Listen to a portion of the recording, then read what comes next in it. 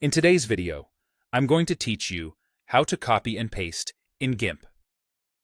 Copying and pasting in GIMP is a simple but essential skill for moving parts of an image, duplicating details, or building quick compositions. We'll walk through it clearly so you understand not just what to click, but what's happening behind the scenes. First, have your image open in GIMP so it's visible on your canvas. Make sure it's the active image you want to work with. Once it's open, the next thing you need is a selection, the part of the image you plan to copy. You can use the rectangle select tool if your subject has straight edges or you just want a clean box-shaped area. Click and drag to frame exactly what you want. If your subject has an irregular shape, choose the free select tool. With it, click point by point around the object to outline it, and then connect back to your starting point to complete the selection.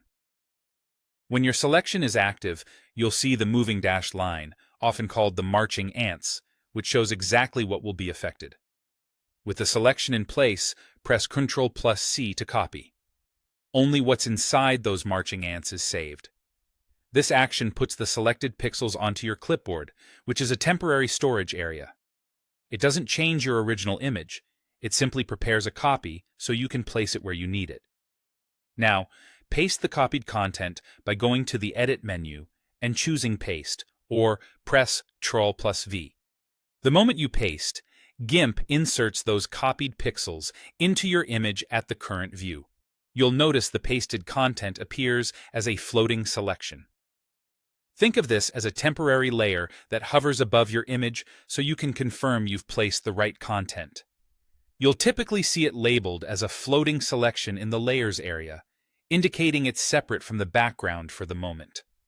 This is a helpful visual cue that your paste worked and that the content is ready for whatever you plan to do next. To recap the core idea, the copy command saves your active selection to the clipboard, and paste brings that clipboard content into your image as a floating element you can see and verify. That's all there is to copying and pasting in GIMP. Select what you need, copy it, and paste it back into your image with confidence.